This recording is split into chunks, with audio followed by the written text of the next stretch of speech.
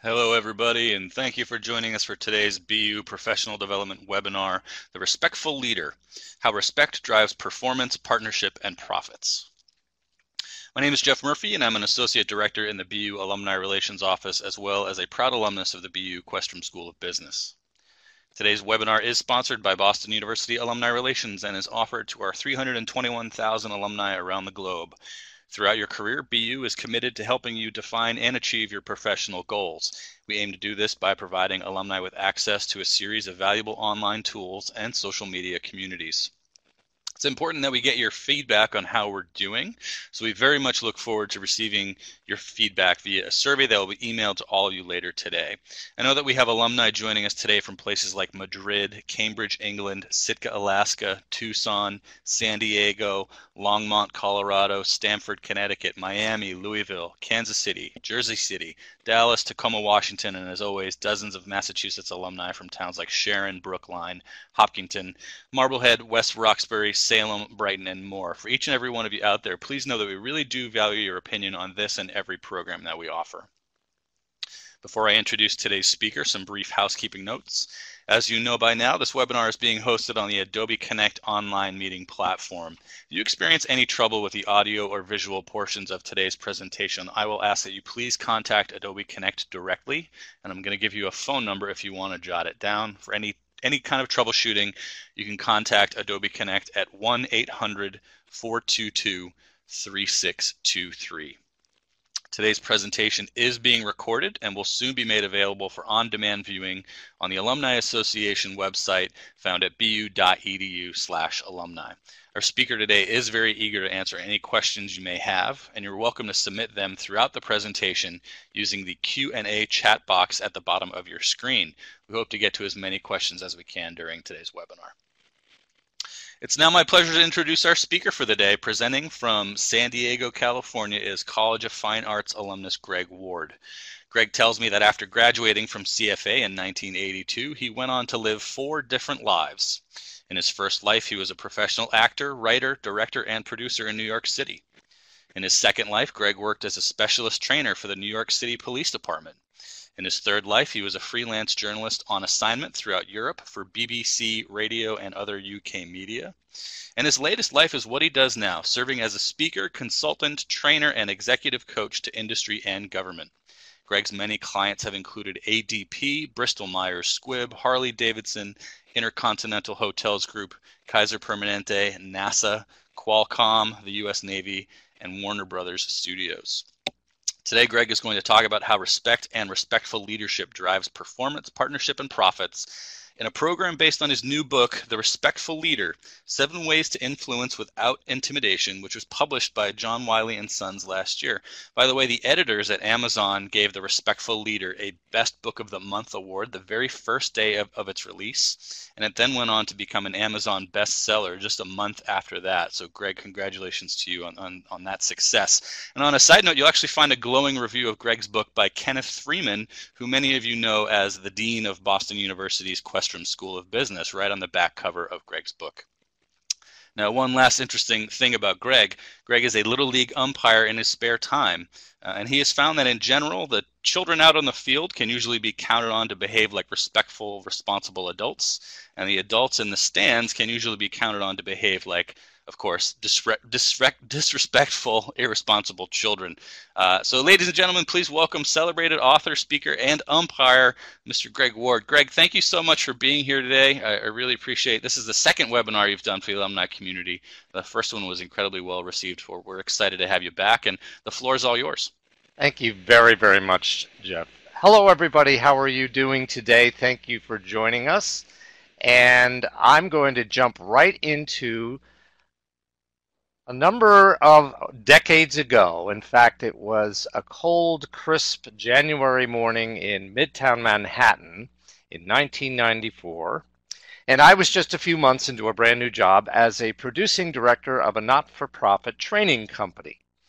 And we'd been given a commission by a big-name corporation to create a new training program on workplace diversity. And we were having a meeting with our sponsors, a panel of experts, and my boss, the executive director, who was brand new in her job too. Well, the first 35 minutes in the meeting, which I was facilitating, seemed to go incredibly well. Everybody was contributing and creativity was really high. And I thought I was doing a heck of a job until my boss caught my eye and made this gesture. In other words, Gregg, shut up. Now, a couple of people in the room saw her do it, and I was so embarrassed and humiliated that I immediately stopped talking, and I said very little after that. And there was this very awkward pause, and finally my boss stepped in and became the facilitator for the rest of the meeting. And out in the hallway, I was so angry I could barely get the words out when I told my boss to never, ever do something like that to me in front of other people again. And she refused to apologize. And she told me that I was talking too much, that I needed to shut up and let the volunteer experts get a word in edgewise. Now, in hindsight, knowing me, it's entirely possible that I was talking too much.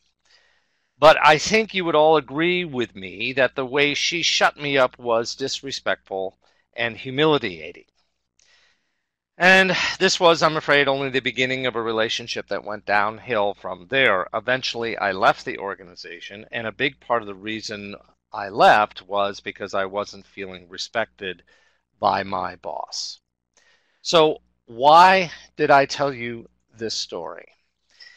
It's because all of my research, my experience, and study over the past 20 years tells me that respect is the key, yet grossly misunderstood and undervalued, driver in every successful business relationship.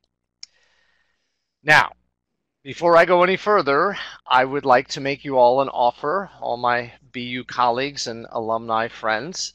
I am delighted to announce that I will be giving away two books, two of my brand new books, The Respectful Leader, autographed, and a free coaching call if you've got any challenges or issues that you'd like some coaching on. I'm going to be giving those away at the end of today, close of business.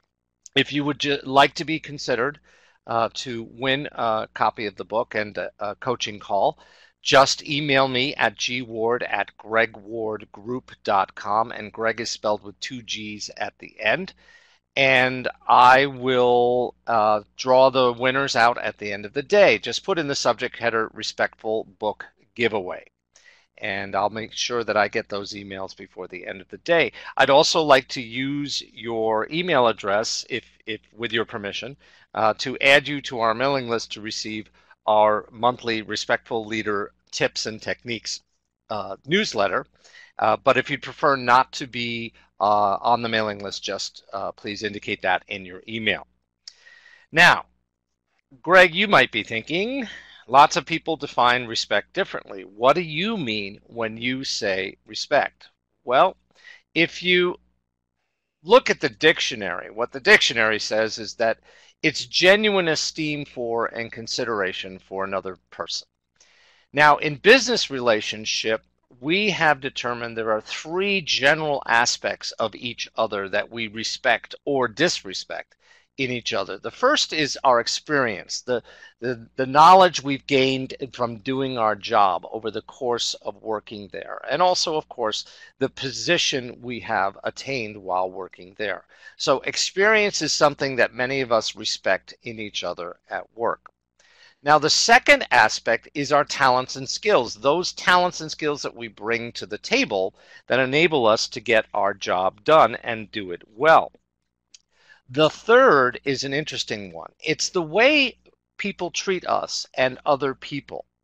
So generally what we have found is that the experience and talents and skills that people bring to the table are very respect-worthy, and we will often respect each other for that. However, and this is why number 3 is highlighted in red, sometimes the way people treat us or other people will actually trump the other two. I'll give you a classic example. If any of you have ever had someone you've worked with who's an absolute genius, they're just absolutely brilliant at their job, and they know it cold, and yet they have the emotional intelligence of a gnat. They just don't have the ability to interact with other human beings in a pleasant, comfortable manner. So very often, if we do have those people we work with, we'll actually uh, go to them, get what we need done with them, and then get out of there because we're just not comfortable working with them. The reverse can be true. Many of us have worked with people. They're just wonderful people. They're friendly. They're funny. They're great to get along with, but they can't necessarily be counted on to get the work done in a timely fashion. And so again, we might enjoy hanging out with them for a moment over coffee, but when it comes to getting down to work, we probably might avoid them. So as you can see, that while we do respect each other a great deal for our experience and knowledge and position and talents and skills, sometimes the way they treat us and others can trump the other two. So now that we're all on the same page on what respect actually means, what's the big idea around respect? Well, I'm sure you've all heard the phrase, you don't have to like someone to work with them. And all my research tells me, and all the anecdotal work I've been doing the past 25 years has told me that's very true, and I think most of you would agree with me on that. But what I've determined is that in order to work well with them, you do have to have some level of respect for them. And so what we have discovered is that many of us work well with people that we respect, but we don't necessarily work well with them even if we like them. So respect is a key driver when it comes to business relationships, and it's something we all have to remember as we go forward in challenging business situations. Now, most of you, I believe, agree with this big idea around respect. Sadly, it appears that not everyone seems to understand or agree with this concept. Now, hopefully you're all sitting down because I'm about to show you some data that might knock you off your feet if you were standing up.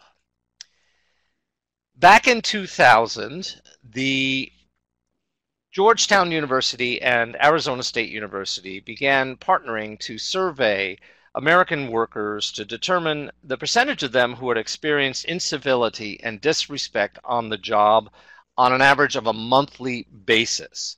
And when they started surveying back in 1998, what they determined is roughly 49% of all American employees reported feeling disrespected on an average of once a month, either by a colleague or a client or a boss in the survey.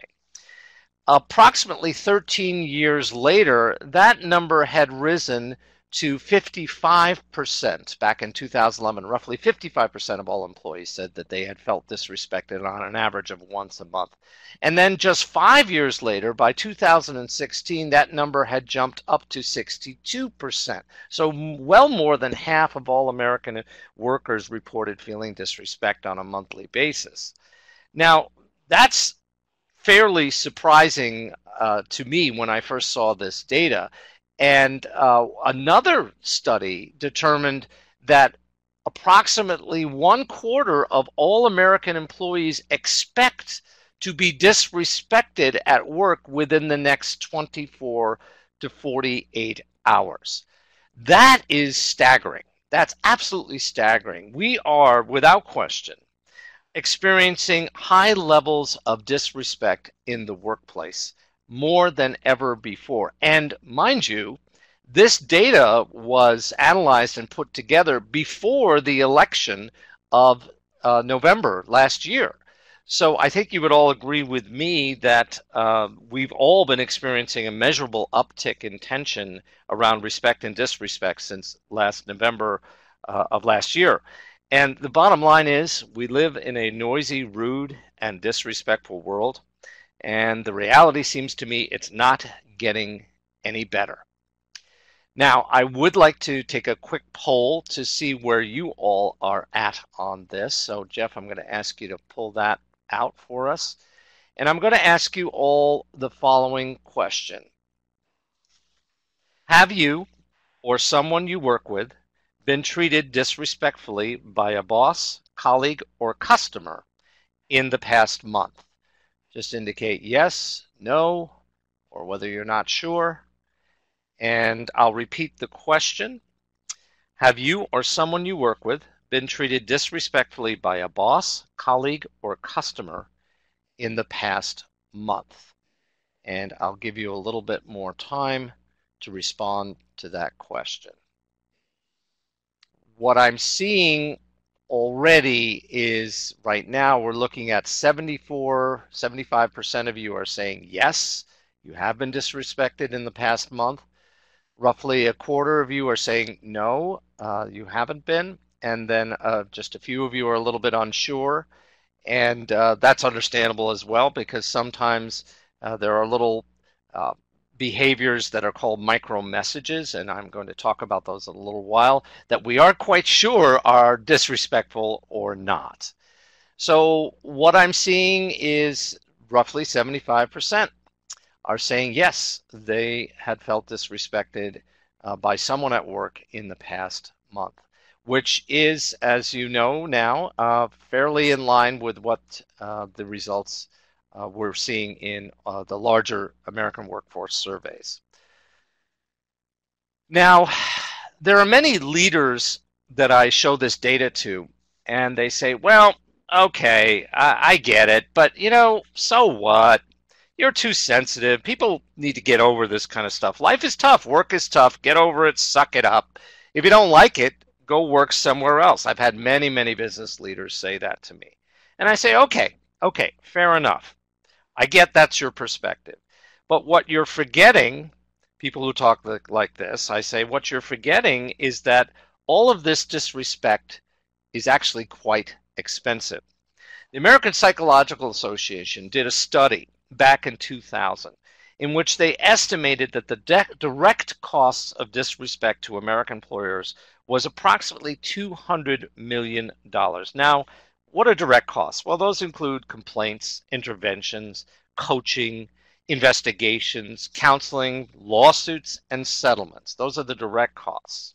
But they also estimated the indirect costs of disrespected to be double the amount of the direct costs. Now, what are indirect costs? Well, they include work slowdowns, sabotage, turnover, recruiting, downtime, retraining, and the cost to an organization's reputation as a good place to work.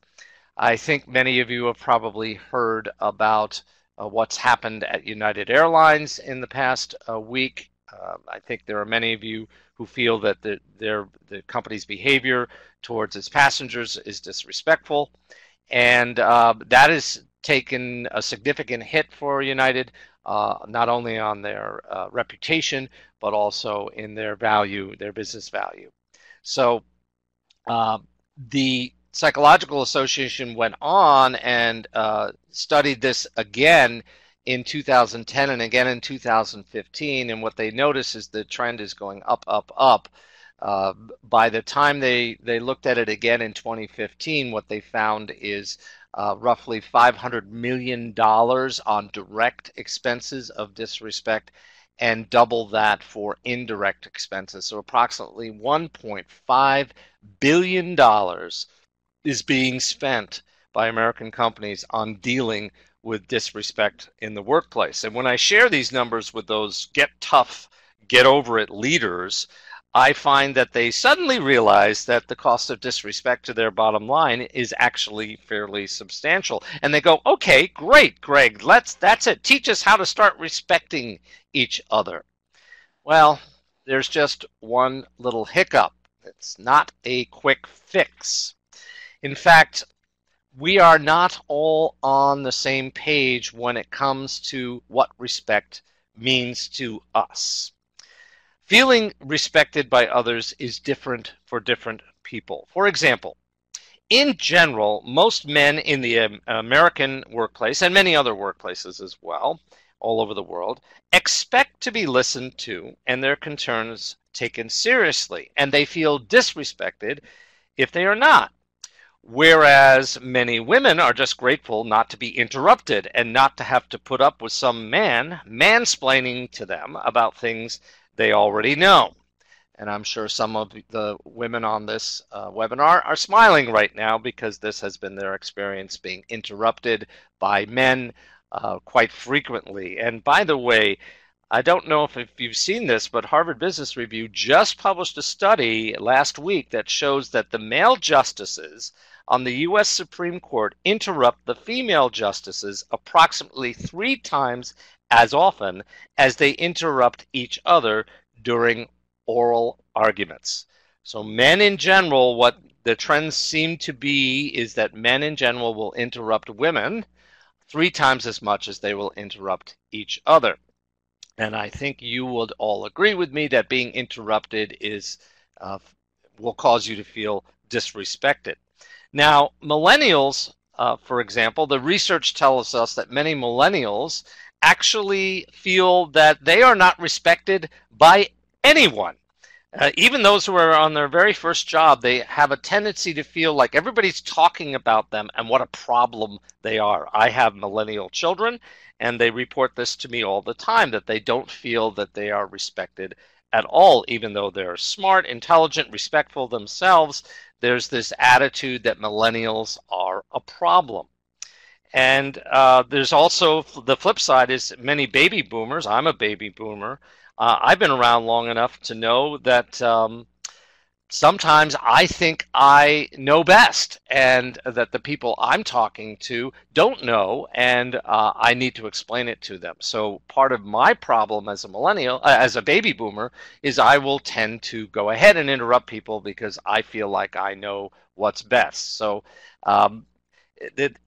the bottom line is what we consider respectful is different based upon all sorts of different factors.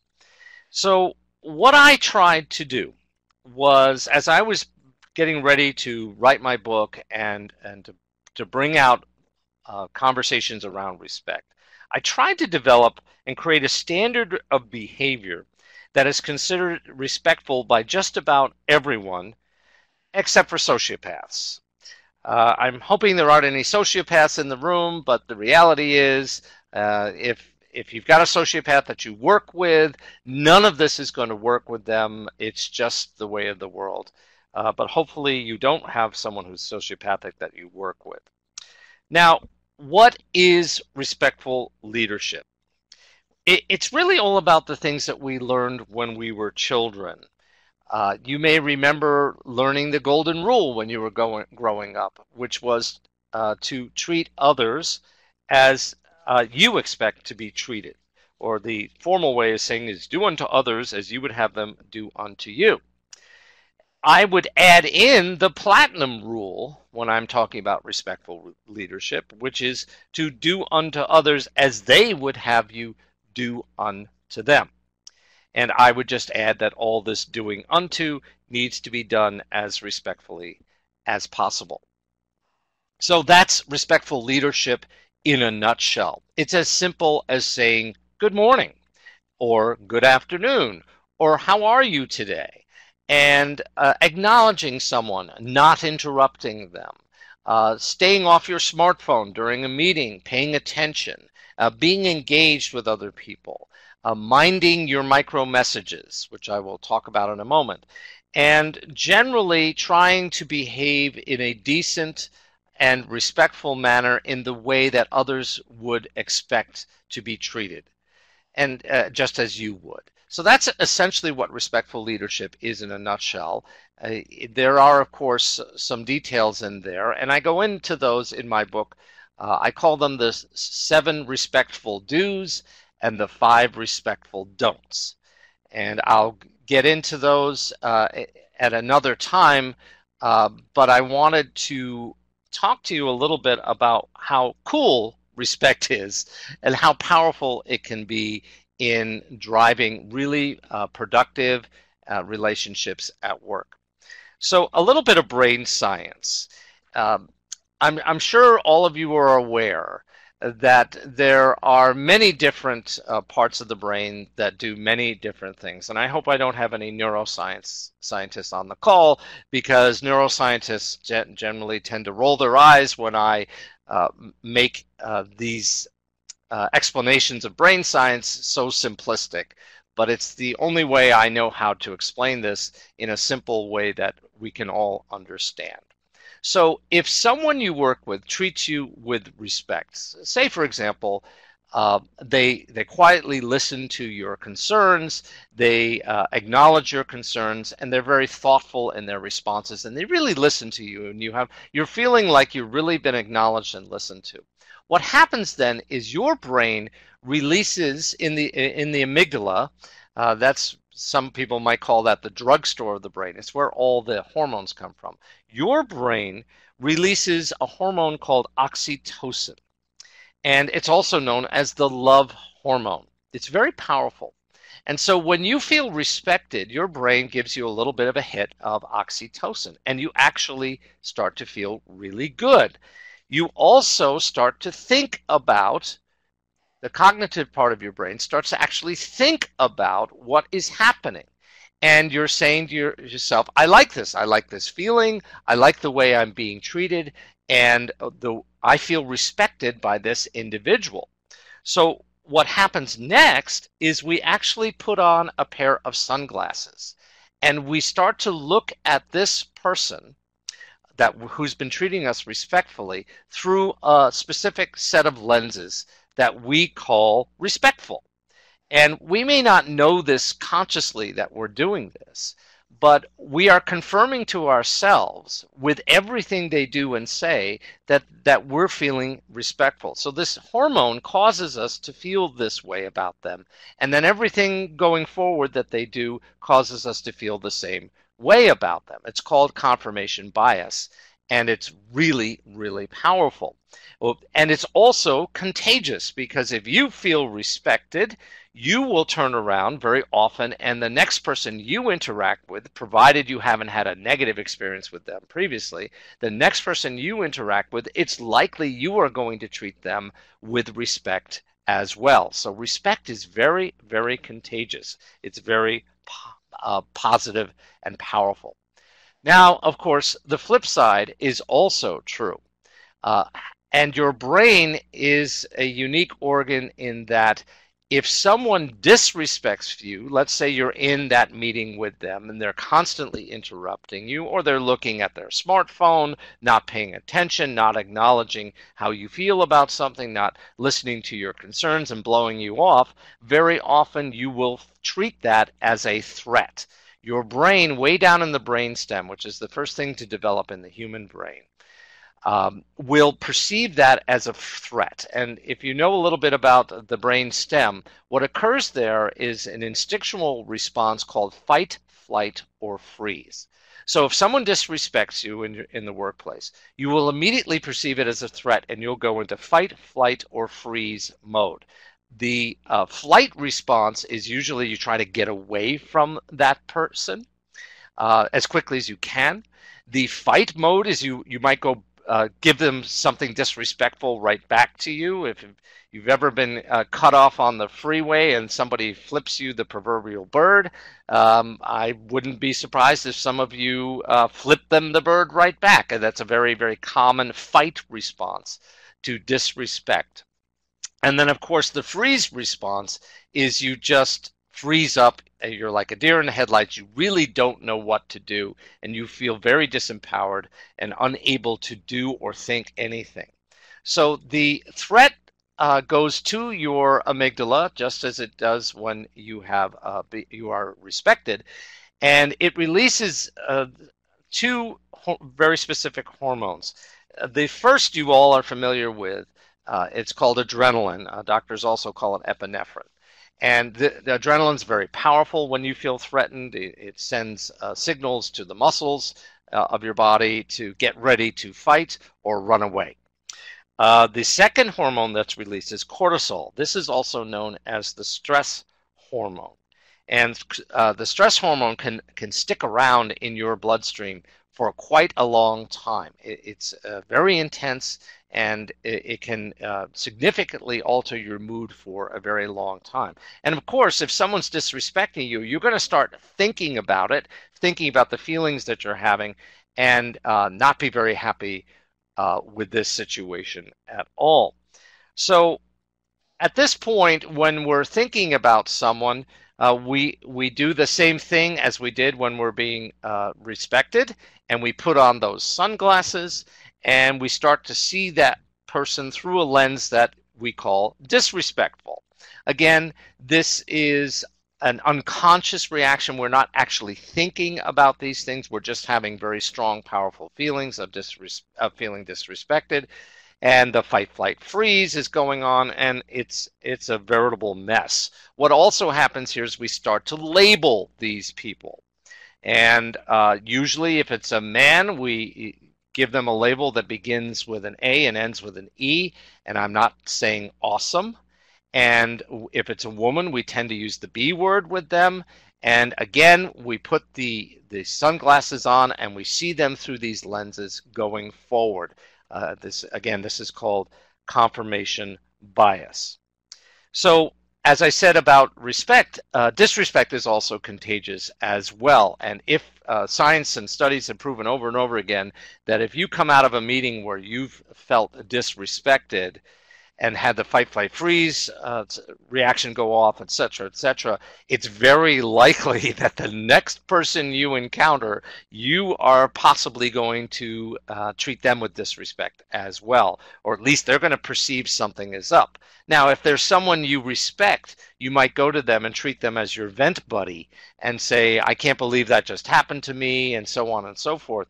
And even though you're actually releasing some of your own frustrations with feeling disrespected, you're actually causing a contagion with that other person you're talking to, and causing them to feel a little bit of what you feel. We are very empathetic beings. We feel what each other feels. So if you're feeling disrespected and you share that with other people, they will start to feel that way too. And they too will put on those sunglasses about the person that you are talking about. So disrespect and respect are very, very, very powerful feelings that we all have. So why is this so important to you? Assuming that you work with other people, what the research and science tells us is that if you work with someone who has consistently, in your mind, treated you with respect, and you feel that they are an angel descended from heaven to make your life wonderful and happy and heavenly, then it's very likely you're going to feel that way about them going forward. It's going to be hard to change your mind. The opposite is also true. If you feel that someone has risen from hell to make your life a living hell, then it's really going to be very hard to change your mind about them. So this is why it's so very important that we all begin to understand how powerful respect and disrespect can be, especially when it comes to those of us who are leaders, who are managers, who are supervisors, who are working with and trying to lead others. Respect is an extraordinarily powerful motivator. What do respectful leaders have in common? Well, in general, what you'll find is they have a high EQ, also known as emotional intelligence. What the research tells us is that, yes, there are very, very smart people who are very successful and can lead organizations. However, the research also tells us that if those very, very smart people also do not have a high level of emotional intelligence, in other words, the ability to read our own emotions and those of the people around us and use that information productively, if they don't have a high emotional intelligence, we tend to find that those leaders have a lot of conflict and controversy in their organizations. I would just point to some of the very successful technology firms that are coming out of Silicon Valley here in California. And there are some really, really super smart people running those organizations, and yet their emotional intelligence is not necessarily as high as it needs to be. And so they have a lot of trauma, they have a lot of problems there with folks, and a lot of turnover, and it's a mess. The disrespect has become contagion. Respectful leaders are also very mindful and patient and compassionate. They take their time with people. They are great listeners, and they don't, in general, interrupt people, or if they feel they must, then they will apologize for interrupting. They have really solid feedback skills. They know how to tell people and give feedback to them in a way that is respectful yet direct and gets the point across. They're also influential with other people without commanding and controlling. Those of you who ever served in the military, you're very familiar with the command and control management style. It's absolutely appropriate in the military, just as it is in any quasi-military organization like police departments or fire departments. If we're in the middle of a firefight or trying to stop a house from burning down, we don't have time to stand in a group and have a discussion around who's going to do what, how we're going to stop this from happening. Someone has to take control. But when we're not in that kind of life or death situation, generally speaking, we have to learn how to be influential leaders without commanding and controlling people, because quite frankly, in most non-military situations, most people find commanding authorities and controlling bosses to be very disrespectful.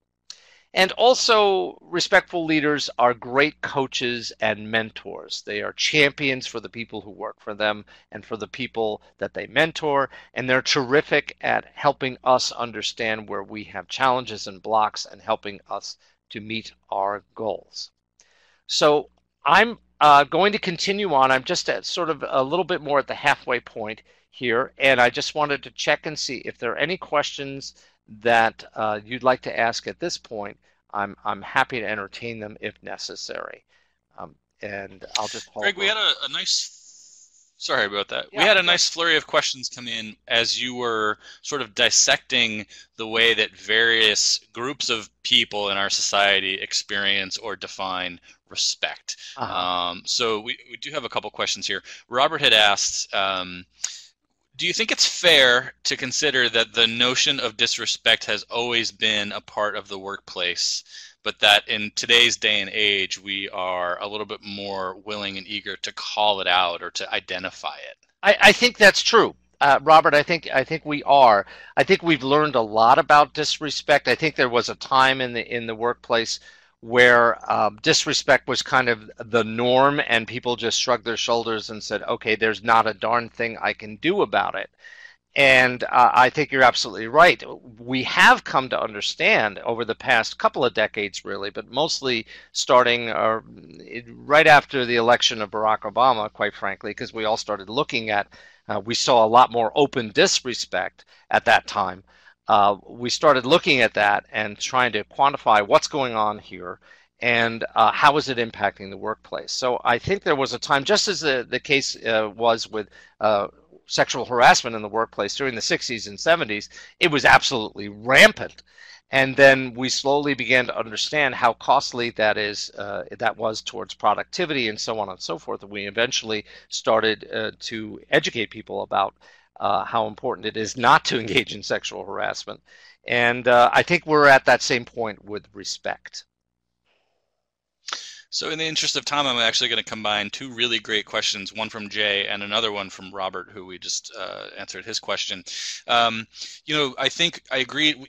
I mentioned to you, Greg, yesterday, I thought the statistics you had about the way people are experiencing disrespect to be staggering. And so both Jay and Robert are asking about sort of the two endpoints of the workforce age spectrum on how they're influencing those numbers. So the fact that we have an aging workforce, the fact that we've got a significant number of people entering retirement, does that have a huge impact on the data? And then inversely of that, is it millennials that are experiencing or reporting more disrespect in the workplace that are causing those numbers to climb? Those are great questions. The short answer is we now have 5 generations in our workplaces. This is more than ever before. And there is, without doubt, generational differences. As I said, the expectations of millennials and baby boomers are different from each other. Many baby boomers were raised with the attitude as you joined an organization at the bottom and you worked your way slowly up through the top. And if you didn't get to the top, it was either because you didn't have what it took to get to the top, and this is a male perspective, by the way, or it just wasn't the right fit for you and you moved on to something else. So what we have come to consider respectful behavior by others is very often determined by our prior experience and expectations. So the short answer is yes, the differences in generations and age in the workplace has contributed to the feelings of respect or disrespect. Again, for example, a baby boomer, male or female, kind of expects to be respected by a millennial because the baby boomer comes with this attitude of, hey, I've been here. I've paid my proverbial dues over decades, and you're brand new, and I expect you to listen to what I have to say and consider it. Whereas the millennial might be saying, hey, there's a whole bunch of new ideas and data out there that kind of I'm aware of, Mr. Baby Boomer or Ms. Baby Boomer, that you're not aware of, and I'm going to bring it to your attention because it's important in the way we move forward in business. I hope that answers the question. Yeah, it did. And Gregg, at this point, I think why don't we go ahead and I'll just remind our audience, if you've got a question for Gregg, go ahead and type it into the Q&A box at the bottom of the screen. Great. Thanks very much. Moving on. So I mentioned before this concept of micro messages and micro inequities, and it was originally coined as a term, micro messages, by Dr. Mary Rowe at MIT. And she was studying the very subtle facial and vocal cues that we all send to each other all the time. And an example which is very, very common in many workplaces is if you're having a meeting with a colleague, a bunch of colleagues, and there's someone in the group who you feel has been disrespectful to you in the past, and you've developed that confirmation bias where you think they're that devil that has risen from hell to make your life miserable. Well, it's very likely that in your body language you're going to turn away from them. As you can see in the screen, you might fold your arms. You might even give them what my wife calls the hairy eyeball. And you might, when you respond to any questions or comments that they make, you might be very short with them, very curt. And all of these are very subtle micro messages, what Dr. Rowe called micro inequities, that you could be sending to this individual in a very rapid succession, and you may not even be aware that you're doing it. Now, of course, there can be very positive micro messages. Again, if you're in that same meeting where you're with someone who you respect and you've confirmed that you feel that they're a respectful person towards you, and you agree with what they're saying, you might be nodding a lot. You might be smiling. You might even be saying out loud that she's right or he's right.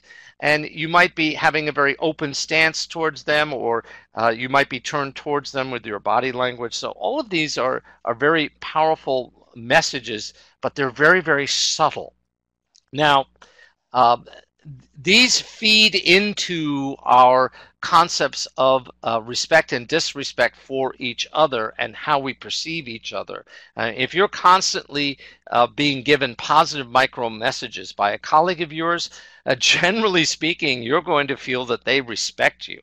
And you're going to be confirming your feelings of respect for them.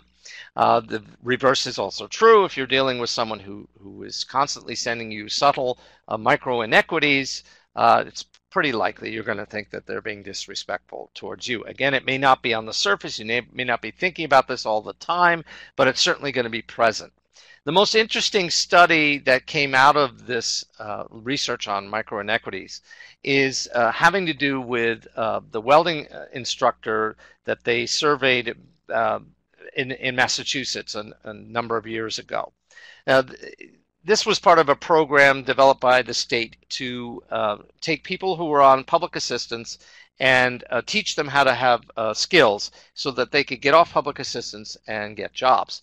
And they went to a welding instructor and asked that instructor if they could test that instructor's incoming class of students to see if any of them had a natural aptitude for welding.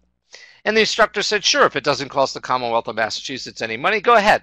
You can give them this test to see if they have a natural aptitude.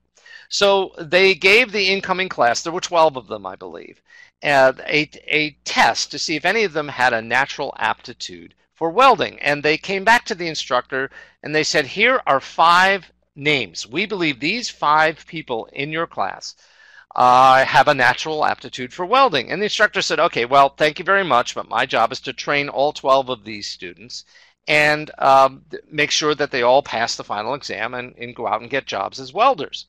So at the end of the course, of course, the 5 students that were identified did very, very well in the class and passed the exam with flying colors.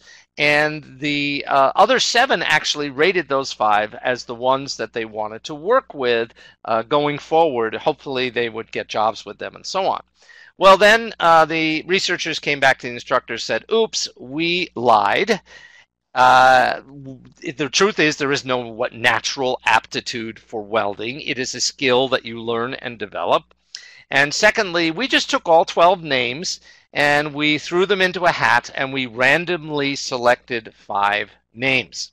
And the welding instructor was absolutely dumbfounded and said, I don't understand how this could have happened. How could these 5 have done so well if there really is no natural aptitude towards welding?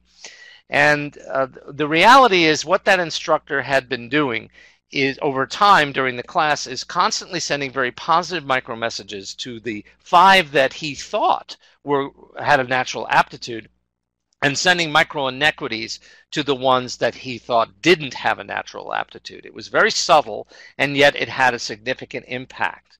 Now, the moral of the story is that every single manager or supervisor or leader is the welding instructor. Even this guy has the ability to significantly impact people's performance based solely on the very subtle messages that you are sending that individual. So when I learned about this, I was actually pretty blown away by this, that each of us in a leadership or management position can significantly impact the performance of others based solely on our micro messaging. That's pretty powerful stuff. I think you would all agree with me. Now, in the last few minutes, I'm going to go into the concept of trust. And I think many of you are aware that respect and trust go hand in hand. And very often respect comes first. And then if the person that we're working with satisfies what are called the 4 conditions of trust, then it's very likely we will come to trust them a great deal. So what are the 4 conditions of trust? The first is competence, a perception of competence, that you know what you're doing, usually because you've done it many times before. So if your colleagues think that you're competent, it's very likely that they will start to trust you, at least to do what you're supposed to be doing. The second condition is that you are open and honest with them. Some of you may recall that when Marissa Mayer was, before the breakup of Yahoo, she was undergoing a great deal of changes, including layoffs, wholesale layoffs of thousands of people. And during the town hall meetings, when she was announcing these layoffs, she didn't call them layoffs. She called them remixes. Remixes. Everyone knew they were laying off people, but she used the word remixes, and no one bought it. Everyone thought it was incredibly dishonest. And so morale went even further into the toilet than it already was, simply because the CEO didn't have the courage to just say what was really going on. So if you want someone to trust you, you need to be open and honest with them in the way you give them feedback. Of course, you need to be respectful in the way that you do that. But openness and honesty is a key condition of trust. The third is concern for people's best interest. And generally that means having their back when things go wrong and not blaming or pointing fingers at others when things go badly. And so sometimes you have to protect the people who work for you from others and have their back and take care of them. And if you demonstrate that over time, generally speaking, they will trust you. And lastly, reliability, that people can rely upon you to do what you say you are going to do. The co-author of my book, Walter Meyer, he's a wonderful guy. He helped me write my book, my new book, The Respectful Leader. And he's a good writer, but he's most importantly, what I really value in our relationship is everything he said he was going to do with me or for me, he did on time, on schedule, exactly how he said he was going to do it. So I could completely rely on Walter to always get things done when he said he was going to do them. And so I have come to have enormous respect for Walter because he satisfied all of the four conditions of trust with me. My hope is that you value trust and that you feel that trust is very important. Most people do. And so if here's some guidance for you, if you're trying to develop a relationship with someone new at work, and let's say you're their manager or their boss, one of the things you're going to want to do with them is try to satisfy the first condition of trust, which is to demonstrate that you're competent, that you do know what you're doing. It's not about being bragging, but trying to help them understand that over time you've been able to meet your goals and that you will help them meet their goals and so on. The second condition, of course, with them is you try to be open and honest, and that means sometimes giving them feedback about their performance that they may not want to hear, but you do it in a way that is very respectful. The third thing you could do with them is make sure that they understand that you are always going to look out for their best interests and they're going to have their backs when things go badly, even if it's not in your own best interest. And sometimes that's very hard to do, as I'm sure you know. And lastly is that if you're trying to develop a trusting relationship with someone who works for you, be reliable. Do what you say you're going to do. Don't just listen to them nod and then forget about what they asked or what they needed and leave it be. It's really important for you to be reliable. And if you satisfy all of these conditions with someone new who is working for you, it's very likely they will come to trust you over time. They will become very, very loyal to you, and they will go the extra mile for you, and they'll be very resilient. Now, here is a list of organizations that are practicing the tools of respectful leadership. And they include SC Johnson, Walt Disney Company, Trader Joe's, Southwest. You're all familiar with these companies. And what's interesting about them is that all of these companies have a couple of things in common. They all beat the performance of the S&P 500 by a factor of 14 between the years of 1999 and 2014. And they also beat the performance of Jim Collins' famous Good to Great companies by a factor of 6 over the same 15 years. So how are they doing this? Well, essentially they're practicing respectful leadership. Now, before I close, I'd like to offer one thought to you, because people often say to me, okay, Greg, I totally get it. What's one thing I can do tomorrow or today when I go back to work? And one of the things I would recommend you do is genuinely say hello, genuinely say please, genuinely say thank you to the people that you work with or the people who work for you. Show them a little courtesy and respect. What you and I grew up being told, say please, say thank you, say good morning, say good afternoon, and so on. These are the little things we learned when we were children. But to tell you the truth, most of us have gotten so busy, our heads are so buried in our work or in our smartphones, that sometimes we walk past someone and we don't even acknowledge them. So take the time when you get back to work to take a deep breath and look someone in the eye and say good morning and how are you, and listen to them. It will give them that little bit of oxytocin that I talked about. They will feel good. They will feel respected by you. And by the way, when you treat someone with respect, you also give yourself a little bit of oxytocin. So it's very, very powerful.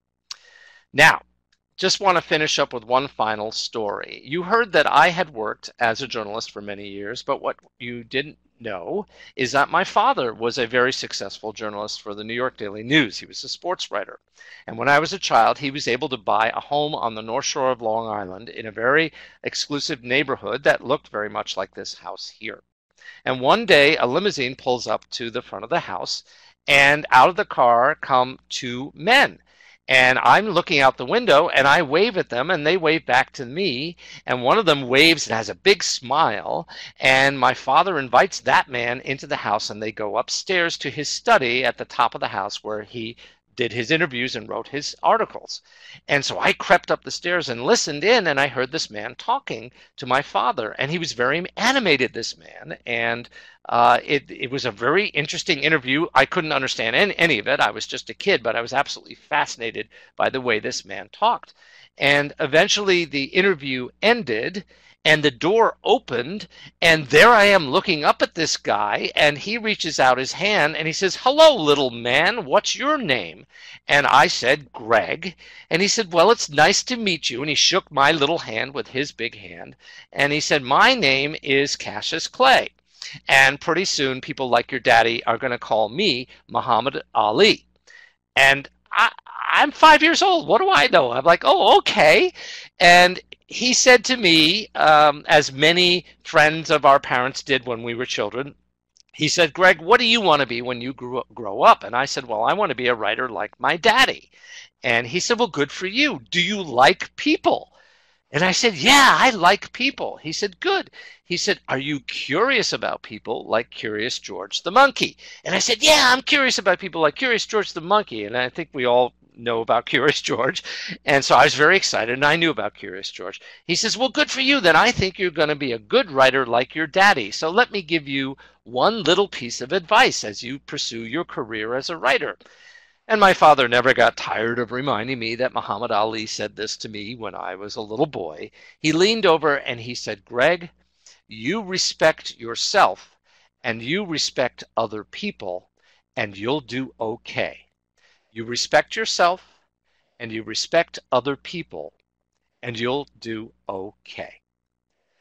I'd like to thank you all very much. I hope you've emailed me, and I will select at the end of the day someone to win, a couple of people to win my book, and I look forward to receiving those for you. And do we have any more time, Jeff, to answer a couple of questions?